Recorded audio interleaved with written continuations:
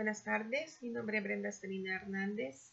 Es un gusto saludarles y compartir con ustedes esta jornada de capacitación que ha preparado la Escuela Judicial en materia laboral. Esta segunda semana vamos a desarrollar el segundo módulo que tiene como temática las nuevas formas de contratación laboral. Antes de entrar en el tema en concreto, es valioso hacer un recorrido, un pequeño paseo por las diferentes épocas de la historia, porque en ella se registran varios eventos económicos sociales que influyeron para el origen, la formación y la estructuración del derecho laboral. Esto nos dice pues que el derecho laboral tiene ciertos caracteres que a partir de los cuales se enfrenta a los diferentes desafíos que los cambios económicos sociales van presentando en la medida que avanza la existencia humana. Por eso es importante que identifiquemos estos caracteres, porque al final nos sirven como herramientas para poder valorar, analizar y decidir sobre cuestiones que eventualmente pudieran ser planteadas ante los tribunales en los cuales nosotros nos desempeñamos a diario. Es importante también tener en cuenta el doble enfoque que tiene el concepto de trabajo.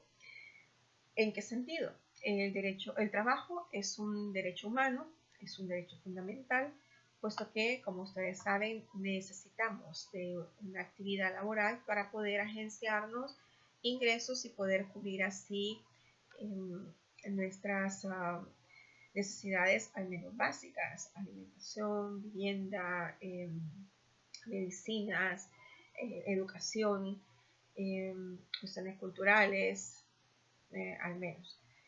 Y por otro lado también está el enfoque económico-social, que también tiene un eje transversal jurídico, en el sentido de que el trabajo es un proceso productivo, a través del cual se generan productos y servicios que benefician a una comunidad y que también ayudan al desarrollo y crecimiento de los pueblos y los países. Entonces es importante tener muy en cuenta que este doble enfoque no podemos desvincularlo. Van unidos y es imperioso que nosotros tengamos muy en cuenta todo este aspecto o engranaje económico-social para poder definir y resolver eventualmente en una situación que se plantee ante los tribunales del trabajo. Así entonces comenzamos a hablar de las épocas de la historia, comenzando por la Edad Antigua, en donde las relaciones laborales no existían como las conocemos ahora. Ustedes saben que es una época de la historia que se caracteriza por la esclavitud, en donde el ser humano era prácticamente una cosa, no tenía derechos, estaba como destinado a la voluntad del amo. Este podía disponer de la vida misma del esclavo si así lo decidía, de su descendencia incluso. Quien nacía bajo el régimen de la esclavitud, pues seguía ese mismo régimen. Era como incrementar los bienes del amo.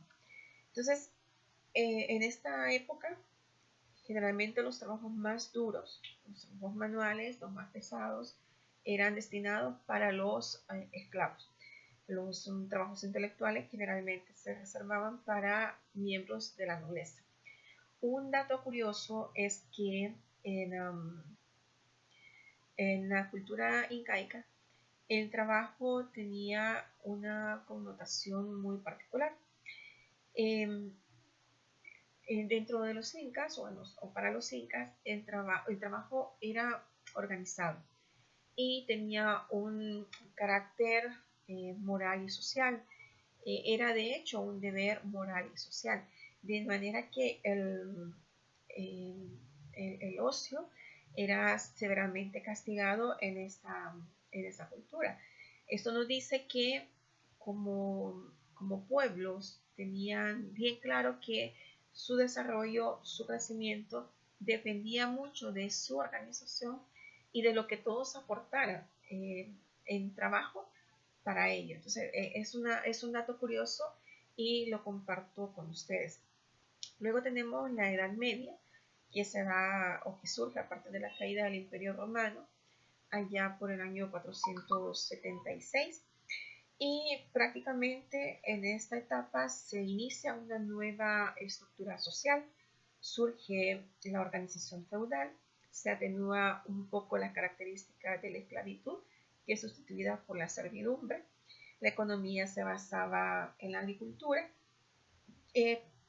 cuyas tierras prácticamente pertenecían al señor feudal, siendo los siervos quienes trabajaban la tierra.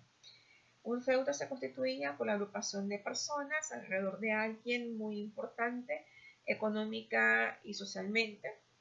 Tenía poder desde este contexto y prácticamente se celebraba una alianza, era como un contrato de alianza celebrado, ¿no? El señor feudal se comprometía a dar protección al siervo y a su familia a cambio de que estos prestaran servicios en su tierra. En esta etapa medieval el trabajo estaba a cargo básicamente de los vasallos y los siervos de la gleba. El siervo de la gleba era quien trabajaba la tierra y casi como en esclavitud estaba abandonado, voy a decirlo de esta manera, la suerte de la tierra. ¿En qué sentido? Si la tierra producía, pues el siervo de la gleba tenía para poder sobrevivir. Pero si las cosechas se perdían, el siervo no tenía para poder agenciarse alimentos y cubrir necesidades. El vasallo, que estaba como en una categoría un poquito superior al siervo de la gleba, desarrollaba trabajos de otro tipo, más de tipo artesanal, a través de los gremios que se constituyeron en ese momento histórico. Después de esta edad media tenemos la época moderna, que básicamente eh, se, se, caracteriza por muchos eventos y de hecho muchos dicen es una época en donde hay muchas revoluciones, comenzando por la Revolución Francesa, con la Declaración de los Derechos del Hombre. También tenemos la Revolución Industrial, en donde la máquina viene a sustituir mucha actividad laboral de las personas humanas y se le conoce también como la época del maquinismo a este momento histórico. También tenemos aquí el Renacimiento, varias exploraciones que se hacen, de hecho se da el descubrimiento de América. Tenemos la reforma religiosa y la ilustración y muchas corrientes filosóficas que se dan en esta época moderna. ¿Qué es lo destacable en esta época de cara a las relaciones de trabajo? Que bueno, que hay un auge comercial, además de que hay un auge industrial y un desarrollo tecnológico, si se puede denominar de esa manera, y va creciendo mucho la explotación de los trabajadores. Hay una reducción de salario en el sentido de que la mano de obra es barata, bastante barata. No hay leyes protectoras para los trabajadores, pese a que hay una declaración de derechos de igualdad, de libertad. No es lo que pasa en las relaciones de trabajo. Las jornadas de trabajo son agotadoras, afectan muchísimo a la mujer y al menor trabajador. Hay muchos abusos sexuales para las mujeres, hay hacinamiento porque la gente comienza a acudir a donde existen las fábricas y pues hay hacinamientos y ahí donde se dan muchos abusos a mujeres, a menores.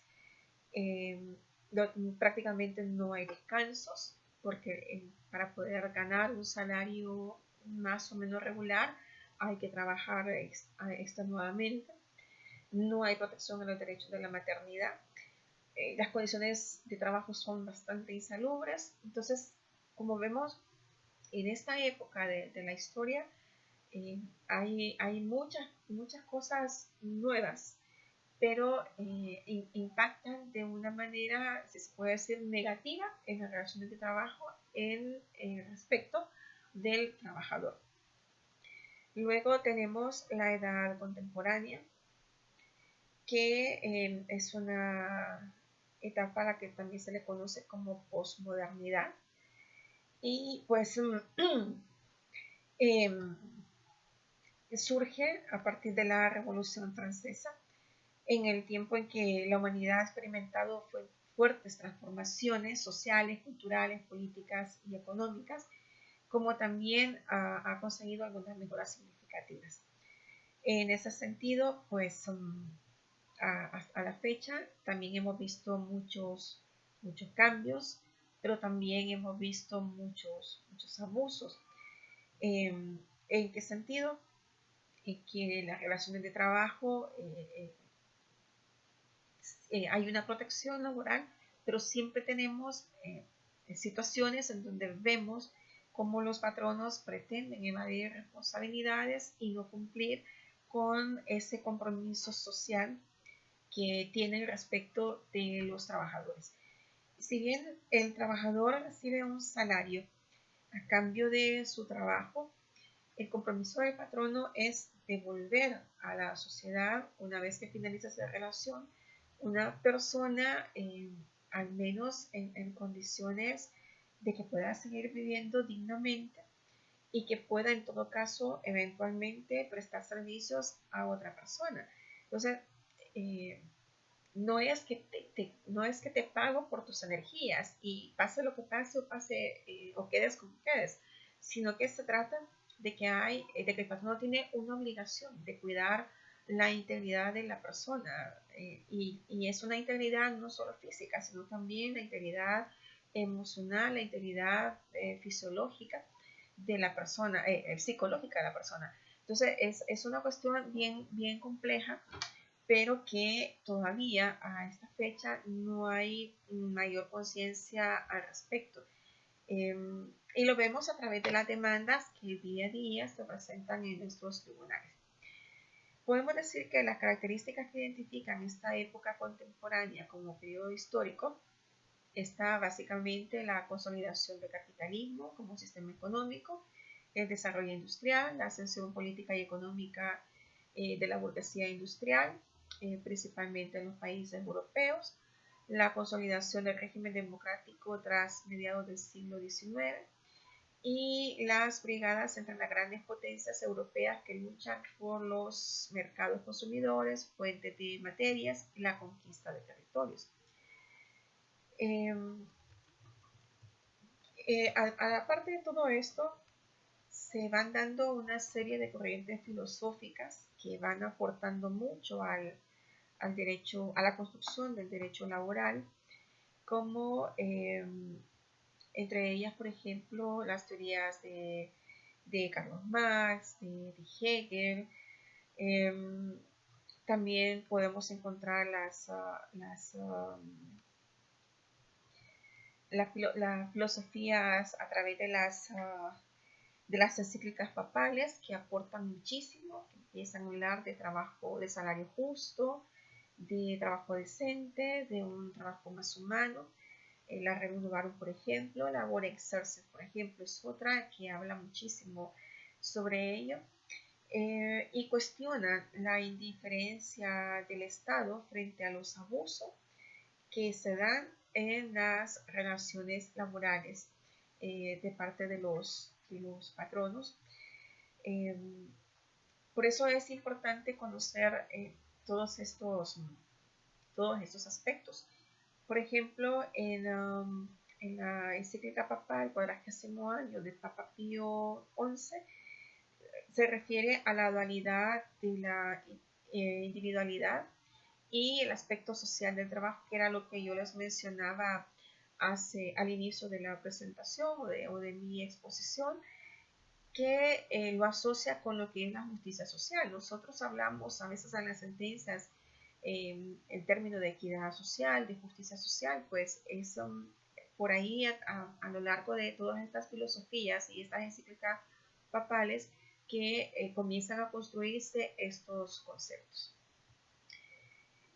Una vez que hemos dado ese paseo así rapidito por las épocas de la historia humana, tenemos que destacar 4 aspectos importantes en la historia del trabajo y nos referimos a las 4 revoluciones industriales que se han presentado. Generalmente cuando hablamos de revolución industrial nos quedamos en la época moderna, en la época que se conoce como la época del maquinismo. Pero en realidad en la historia se registran 4 revoluciones que las ha ido marcando lo que es el avance de la tecnología. Por ejemplo, la primera revolución industrial, en la que se da en el siglo XVIII, se inventa la máquina de vapor, se inicia en Inglaterra, se generó una transformación económica, social y tecnológica, acabando con siglos de trabajo artesanal y manual, y se pasa de una economía agrícola y manual a una economía urbana, lo que lleva a la proliferación de la industria. Luego tenemos una segunda revolución industrial que se desarrolló entre 1870 y mediados del siglo XX, en donde la industrialización sigue imparable en Estados Unidos, en Europa y Asia, junto con los avances de los métodos financieros, progresos en la navegación y en la industria pesada. Aquí estamos hablando que comienza la construcción de trenes, la fabricación de autos, los aviones, a eso le estamos llamando industria pesada. También en este momento histórico surgen los sindicatos, la organización que reúne a los trabajadores con el fin de defender sus intereses comunes ante los empleadores y los gobiernos. Una de las reivindicaciones básicas de los trabajadores fue la jornada de 8 horas. Y también en este momento podemos decir que, consecuente de las corrientes filosóficas e investigaciones que dignifican el trabajo y al trabajador, surgen nuevos métodos de organización del trabajo y se da valor a la motivación del empleado y el cuidado de las relaciones humanas. Esto desde estudios científicos. Conste, no estoy diciendo que se haya dado en la práctica. Por lo menos en nuestro país esto ha sido bastante difícil de alcanzar. Luego tenemos la tercera revolución industrial, que se da con la terminación de la Segunda Guerra Mundial ante la escasez de recursos. Básicamente se inicia con el desarrollo de la electrónica, con avances en computación y sistemas operativos. Se vincula con el término de la sociedad de la información y se asienta sobre nuevas tecnologías de la información y de la comunicación, en donde hay una interactividad e intercomunicación con mucho auge, así como con las innovaciones que permiten el desarrollo de energías renovables. Aquí comenzamos a hablar un poco de lo que es la protección de ambiente. Entra en juego también este término que también recordemos que el derecho a un ambiente sano es un derecho humano y va muy vinculado también con las relaciones de trabajo, visto desde el punto de vista de salubridad y de higiene. Tenemos una cuarta revolución industrial que se da en esta edad contemporánea, en los siglos XX y XXI, que se basa prácticamente en la electrónica y la informática para promover una producción automatizada. Se centra en los sistemas ciberfísicos, la robótica, el Internet de las cosas, la conexión entre dispositivos y la coordinación cooperativa de las unidades de producción de la economía. Los conceptos de trabajo y trabajador evolucionan en este momento y la organización o la estructura de las empresas difieren. Si ustedes, la mayoría o varios de ustedes son jueces de trabajo que están desde hace varios años, al igual que yo, nos hemos conocido en este proceso de desarrollo. Normalmente siempre una de las cosas que se entran en debate es la estructura o la organización de la empresa y siempre esperamos ver un organigrama. Con esta cuarta revolución prácticamente eso comienza a desaparecer porque se está hablando de organizaciones planas, es decir, no hay esa estructura de tan clara o tan definida como la hemos venido observando a través de los organigramas y los diseños que nos han presentado en los diferentes juicios. Apenas se identifican mandos, están basadas en trabajo en equipo, los horarios son flexibles y se ofrecen planes de formación diferentes. Entonces, hay un mundo totalmente distinto en el manejo de organización y en la distribución de trabajo para poder alcanzar los procesos productivos. En la presentación que tienen ustedes en la plataforma, van a encontrar en la diapositiva 9 una imagen que está tomada de Business School, en donde se presenta en forma diagramada o esquematizada cómo ha evolucionado el trabajo, cómo ha sido el trabajo en el pasado y cómo se avisora o se está viviendo ya, mejor dicho, el trabajo en un futuro, en donde ya no hay jerarquías. Cuando hablamos de una organización plana es que no hay jerarquías. Los horarios de trabajo son flexibles. Puedo trabajar desde mi casa, puedo trabajar de día, puedo trabajar de noche, en el horario que a mí más me convenga. Entonces, ahí pueden apreciar muy claramente esos cambios que se han dado.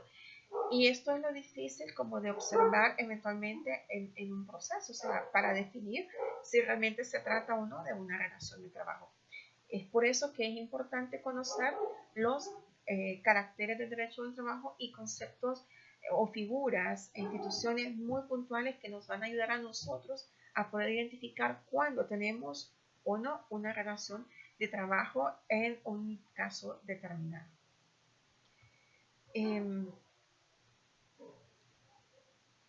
Me llama la atención un concepto nuevo que es de Peter Drucker, al que Elias Catara considera que en este momento pues está tomando auge, y es lo que se denomina el trabajador del conocimiento. Bajo este concepto se trata pues de que los trabajadores ya no son los trabajadores que hemos estado conociendo a lo largo de los años, e incluso lo que nosotros de repente tenemos conceptualmente. Ahora los nuevos trabajadores son polivalentes, aprenden de una manera diferente, se les pregunta en la toma de decisiones, participan en la toma de decisiones, se atienden sus expectativas y se cuida el tiempo de permanencia. De hecho, desde la parte de la administración, el personal se ha convertido como en ventajas competitivas en los mercados. Y digo mercados financieros, del marketing y todo eso.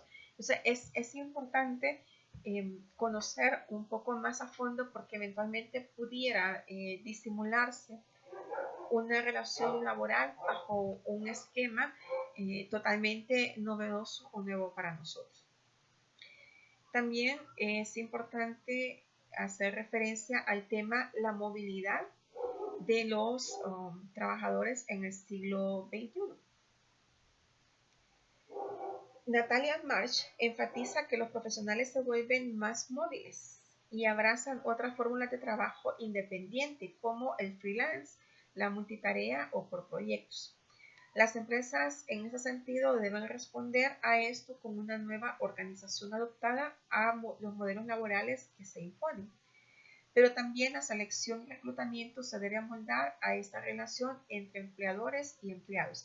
Es en estos tres aspectos en donde se debe de tener mucho cuidado, en el sentido de que no se vaya a generar con ello una discriminación, que se vaya a disminuir, a tergiversar o a restringir un derecho laboral, porque definitivamente el enfoque del administrador o de quien dirige una empresa es totalmente diferente al que nosotros como jueces podemos tener respecto a una relación de trabajo o a una prestación de servicio. Desde esa estructura, entonces, podemos apreciar nuevas formas de trabajo, como el freelance, que se refiere a personas que trabajan de forma independiente y se dedican a realizar actividades de manera autónoma. Tenemos también el uso de recursos tecnológicos para el cumplimiento de actividades. Hoy en día no hace falta conocer o estar frente a una persona físicamente para hacer negocio, pues perfectamente puede hacerse uso de recursos como videoconferencias, videollamadas, para entrevistas incluso. Hay nuevas formas de contratación. Tomando este tema, pueden hacerse entrevistas por videoconferencia. Hay entrevistas grupales que son formas válidas para poder hacer una contratación. También tenemos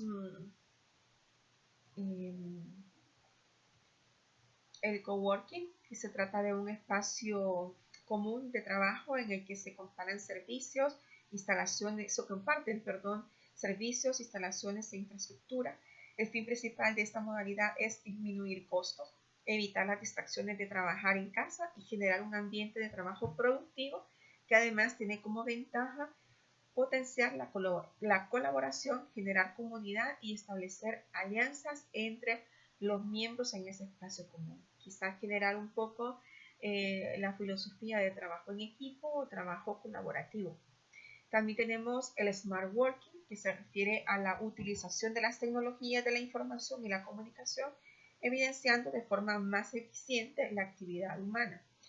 Permite mejorar los resultados y el compromiso de las personas y coloca a disposición de los trabajadores las herramientas tecnológicas con la finalidad de que cumplan de modo creativo, productivo y eficaz. Entonces, estos términos de producción eficaz, pues nosotros lo teníamos básicamente en el Código de Trabajo cuando allá dentro de las causales de despido que recaba el artículo 112 del Código del Trabajo, habla de trabajo con eficacia, trabajo con eficiencia. Entonces, si vemos, aquí tenemos también esos conceptos que están incorporándose dentro de estas nuevas formas de contratación. También tenemos el teletrabajo, que es una cuestión que ya prácticamente es una realidad en Honduras, que aún no está regulado y que más adelante lo vamos a tratar con más detalle. Y pues básicamente consiste en un trabajo que se realiza fuera de la oficina.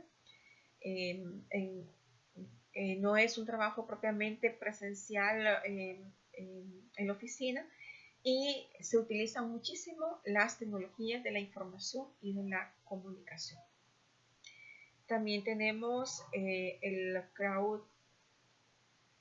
crowdfunding, que se entiende como la financiación colectiva, mientras que el networking está concebido como una forma de generación de negocios a través de redes de contactos. El coworking se basa en el uso compartido del lugar del espacio físico, que es muy parecido al que mencionábamos hace un momento. De todo esto que les he mencionado, lo importante es que nosotros tengamos claro el alcance de los conceptos y figuras jurídicas de lo que es el derecho laboral, un contrato o relación de trabajo, el concepto de empleador y empleado, condiciones de trabajo y lo que son las responsabilidades en una relación de trabajo. Como les decía, el origen del derecho laboral lo encontramos con la evolución política, las transformaciones económicas y los cambios sociales que se han ido presentando a lo largo de la historia y muy puntualmente allá en lo que es la Edad Media. En Honduras el Código del Trabajo es de 1959. Antes existía la ley de trabajo, pero no se regulaba o no cubría adecuadamente o más bien conforme lo que exigían en ese momento las normas internacionales del trabajo, y por eso surge lo que es el Código de Trabajo después de un evento económico-social como fue la huelga de 1954, muy famosa y que se le conoce por ese nombre como evento, y que marca pues un antes y un después en en lo que son las relaciones laborales en nuestro país. También es de de señalar que en los siglos XVIII y XIX se gestaron movimientos o eventos importantes como la Revolución Francesa, que ya la mencionamos, la Revolución Industrial, los propósitos de la Revolución Social a través de toda la filosofía, las corrientes filosóficas que se dieron en su momento, y el intervencionismo estatal, es decir, cuando surge la obligación del Estado o la necesidad del Estado, que el Estado intervenga en las relaciones de trabajo para poder proteger, dar protección a la clase trabajadora, a la población trabajadora, de manera que no sufriera más abusos en sus relaciones de trabajo. Así entonces podemos decir que el derecho laboral tiene los siguientes caracteres. En primer lugar, establece garantías mínimas en beneficio de los trabajadores. Su esencia consiste en que es un cuerpo normativo dinámico, está en una constante evolución porque es necesario que esté como dando respuestas y esté presto a poder dar solución a los conflictos que pudieran surgir de las relaciones de trabajo. Es como que tuviera que anticiparse o estar como listo para cuando se da un evento o un acontecimiento social, pues a poder dar respuesta, regular una situación para poder siempre mantener protegida a la persona trabajadora. El derecho laboral también es dinámico, está en constante evolución para ir en consonancia con procesos socioeconómicos que pueda vivir cada país. Por ejemplo, ahorita esta pandemia generada por COVID-19 es un acontecimiento que afectaba a todo el mundo, y si ustedes ven a través de webinar, de conferencia o de videoconferencia, pues muchos países han dado a conocer a través de sus estudiosos sus diferentes posiciones o apreciaciones respecto de si se paga o no se paga estos salarios, qué va a pasar con la suspensión de los contratos, es legal o no que se reduzca el personal, etc. Entonces, realmente es una materia que tiene que estar lista para poder dar soluciones y desde el marco que ya tiene constituido, configurado, ir resolviendo y si no, pues adecuar y generar nuevas regulaciones para poder seguir dando la protección legal que constitucionalmente está ya establecida en los diferentes países. El derecho laboral es social porque sus fundamentos apuntan a representar el interés general. Es un derecho profesional en el sentido de que se dirige hacia la protección de personas que realizan una tarea profesional, en el sentido de que no es cualquier trabajo, ni el trabajo se hace como a mí se me ocurre o a alguien se le ocurre, sino que se hace siguiendo ciertos parámetros, siguiendo ciertos estándares mínimos para que ese trabajo pues alcance la meta o el estándar esperado. Podemos decir con todo esto que el derecho laboral es un derecho inconcluso, pues si hay cambios sociales, si hay cambios económicos, si hay cambios tecnológicos, lógicamente el derecho laboral tendría que ajustarse o adecuarse a cada una de estas situaciones para poder dar la respuesta oportuna. Es un derecho que tiende a la internacionalización. Ustedes saben, somos parte de Honduras particularmente de la Organización Internacional del Trabajo, quien también genera o establece lineamientos a seguir ante ciertas situaciones. La pandemia COVID-19, por ejemplo, no ha sido, no se ha visto de menos, al contrario, ha sido un evento o un acontecimiento que respecto al cual ahorita se ha comenzado a pronunciar y ha generado como como prácticas, ha establecido prácticas, ha establecido lineamientos a seguir para que el trabajador no sea la persona que más impacto o más consecuencias pudiera, en su perjuicio, pudiera sufrir. El derecho laboral es un derecho autónomo porque tiene sus propias normas, tiene sus propios principios, tiene sus propias reglas, tiene sus propios caracteres y sobre todo el derecho laboral es un derecho protector. Protege a la persona más vulnerable en una relación de trabajo y que todos sabemos que es el trabajador, dada la desigualdad que hay entre trabajador y patrono. Es difícil para un trabajador solo luchar o defender por sus derechos, luchar y defender sus derechos. De hecho, en esta parte, nosotros, los puestos de trabajo, somos los primeros garantes de los derechos del trabajador.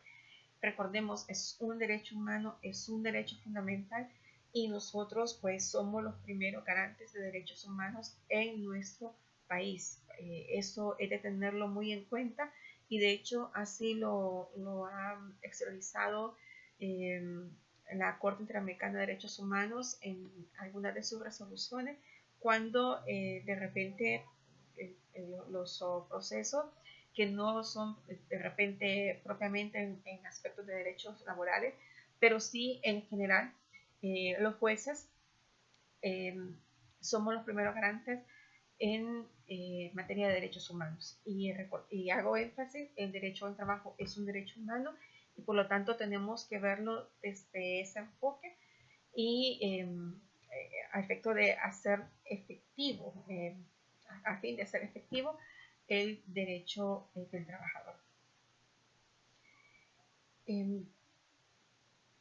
Bueno, decía que un concepto importante a tener en cuenta desde estas nuevas formas de contratación es el concepto de derecho de trabajo. Normalmente siempre intentamos encontrar en una relación de trabajo los tres elementos esenciales que recoge el artículo 20 de nuestro Código de Trabajo, ¿verdad? En prestación personal de servicios, la continuada subordinación o dependencia del trabajador respecto del trabajador y la remuneración por el servicio prestado. Pero no siempre es tan fácil ver esos tres elementos en una relación de trabajo. De hecho, generalmente la identificación del elemento de subordinación ha sido muy importante para efecto de definir si se trata o no de una relación de trabajo. Sin embargo, y vuelvo a la diapositiva que les mostraba el cambio del trabajo en el pasado y el trabajo futuro, con el cambio de las organizaciones en donde ya no hay jerarquía, sino que se trata de organizaciones planas, identificar este elemento de subordinación va a ser más complicado, va a ser más difícil. Entonces tenemos que, no sé, como crear o idear mecanismos de cómo identificarlo. Por ejemplo, ahora la cuestión de identificar el salario es importante porque puede simularse o puede simularse una relación de trabajo con otra figura, con otra forma de contratación, pero haciendo fingir, por ejemplo, que se trata de un trabajo independiente, pero de repente si pudiera detectarse o pudiera definirse que el único ingreso que la persona tiene es precisamente lo que genera a través de la actividad que realiza en beneficio de determinada persona, pudiera considerarse que es un trabajador, aunque no se pueda visibilizar lo que es la subordinación. No sé, se me ocurre en este momento. ¿Por qué? Porque definitivamente, si yo soy un trabajador independiente, puedo prestar el servicio para una o más personas. Pero sería curioso, por ejemplo, que de repente aparezca un recibo de pago, un talonario de recibos, una chequera en donde todos los cheques que salen solo son para mí y soy trabajador independiente. Entonces habría que identificar y aprender cómo a encontrar esos elementos o esos aspectos que nos lleven a encontrar esos elementos esenciales de una relación de trabajo que ya les mencionaba. El concepto de patrono y trabajador es importante porque eso nos ayuda a determinar responsabilidades. Nosotros sabemos de que hay una responsabilidad directa de parte del empleador como tal, pero pudiera ser que esa responsabilidad pudiera ser compartida con otra persona que pudiera tener el mismo carácter de patrono o un obligado solidario. Entonces, es importante definir quién es el patrono y definir también qué nexos hay respecto de otros, de terceros, para poder establecer responsabilidades. Claro, el determinar responsabilidades también depende mucho del planteamiento de demanda, ¿no? No podemos inventar si la demanda se dirige contra Don Pérez, pues solo desaparece, y aunque nosotros de las pruebas pudiéramos encontrar o llegar a concluir que esa relación está vinculada con otra persona, pero no está demandada, tampoco podemos venir a incluirla en una eventual condena o una eventual absolución. Pero sí, lo que quiero decir es que cuando hay demandas que se dirigen contra varias personas, tenemos que ser muy cuidadosos en definir esas delimitaciones de responsabilidad, porque en estos tiempos, con estos cambios estructurales de organización, y digo de los patronos, como a nivel de empresa, eso pudiera ser que ya los tipos de responsabilidad solidaria vayan mucho más allá de lo que es la simple sustitución de patronos, el simple intermediario o el mero contratista. O sea, hay que ver un poco más a fondo esta situación. Y luego,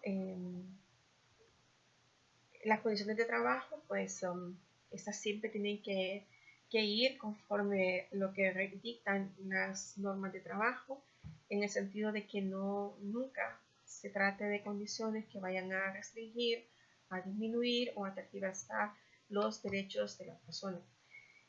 Por otro lado, que estas condiciones tampoco vayan a generar aspectos como discriminación, aspectos de desigualdad que vayan en perjuicio del trabajador, ¿no? O condiciones de trabajo que atenten contra la dignidad misma de la persona. Hablando de responsabilidades, nuestro código de trabajo no habla o no define qué es una responsabilidad. En todo caso, eso tendríamos que como complementarlo con lo que establece el Código Civil en su artículo 1346. No lo dice con la palabra de responsabilidad, pero cuando el artículo 1346 del Código Civil habla o dispone que las obligaciones nacen de la ley, de los contratos, los cuasicontratos y los actos y omisiones ilícitos o en que intervenga cualquier género de culpa o negligencia, está definiendo de dónde puede derivarse una responsabilidad.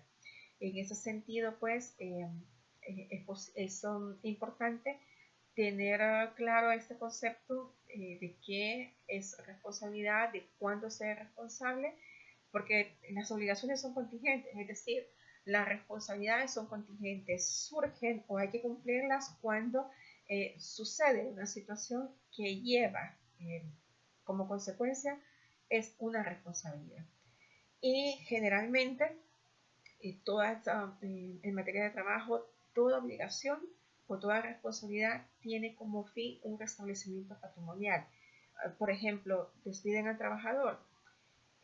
¿Cuál es el restablecimiento si se trata de un despido injustificado?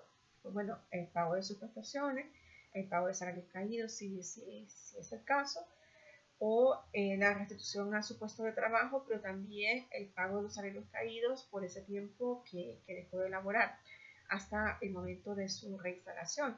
Entonces, siempre en materia laboral, siempre se va a tratar de un restablecimiento patrimonial básicamente.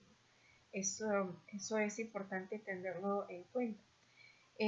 Yo recuerdo que hace un par de años escuchaba a una abogada mexicana y ella decía en materia, porque en Yucatán se permite la conciliación de los derechos laborales en las cuantías que las partes así dispongan. Y ella es una mediadora y conciliadora.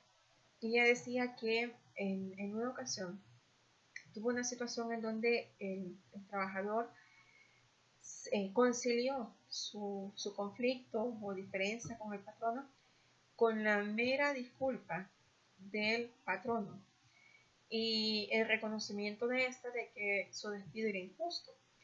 Y bueno, creo que al final terminó reconociendo una cantidad mínima, por lo que eran días de salario, pero era algo ínfimo en razón de todos los derechos que pudieran haberle correspondido. Cuando terminó la sesión de esta negociación o conciliación, ella le preguntó al trabajador que por qué había insistido tanto en ese proceso, porque les costó llevó tiempo que se pudieran reunir las personas para tratar el asunto. Y ella le preguntó, ¿usted invirtió más en todo este proceso de mediación? Entre las sesiones, las veces que vino, para poder sentarse y poder negociar con su patrón. Y al final la persona lo que le dijo fue, en realidad lo que me interesaba era satisfacerme en el sentido de escuchar de mi empleador que realmente lo que hizo fue injusto, que realmente lo que hizo, el acto, su decisión como patrono fue equivocada. Lo demás es lo de menos. Entonces, es importante tener en cuenta eso. Nosotros no podríamos hacerlo, ¿no? Ya nuestra legislación dice que derechos son irrenunciables y no entran en negociación. Pero lo que quiero decirles es que en realidad la persona aspira mucho más allá de lo que económicamente pudiera verse, sobre todo el trabajador cuando se siente ofendido, cuando se siente humillado.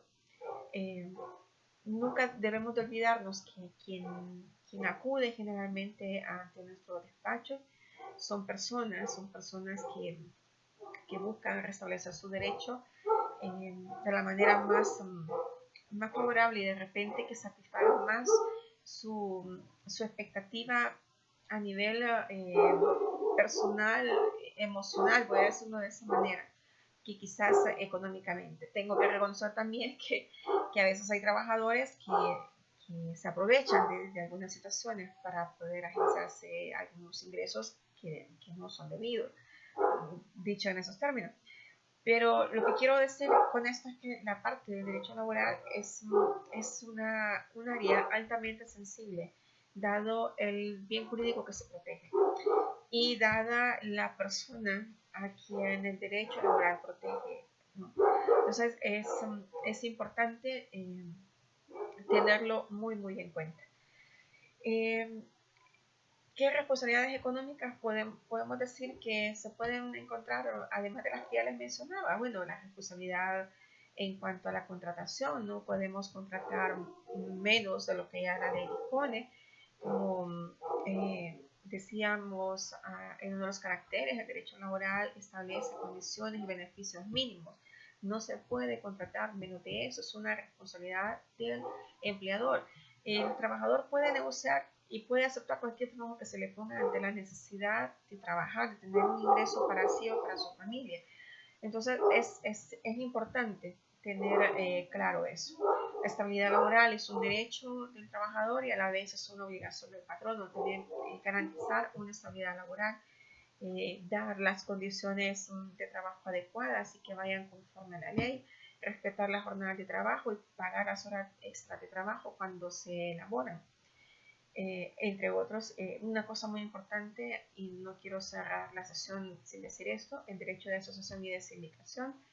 El derecho de sindicación es un derecho fundamental y también debe de respetarse y ser responsable en reconocer y dar la oportunidad al trabajador para que pueda ejercer este derecho de asociación y a la vez de sindicación o sindicalización. Muchísimas gracias por su atención. Espero haberme dado a entender, de haber sido explícita con lo que quería transmitir a través de este video. En todo caso, si hay alguna pregunta, alguna consulta, algo que consideren que podamos discutir, lo podemos retomar en la sesión del viernes a las 7 de la noche con el mayor de los gustos. Muchísimas gracias.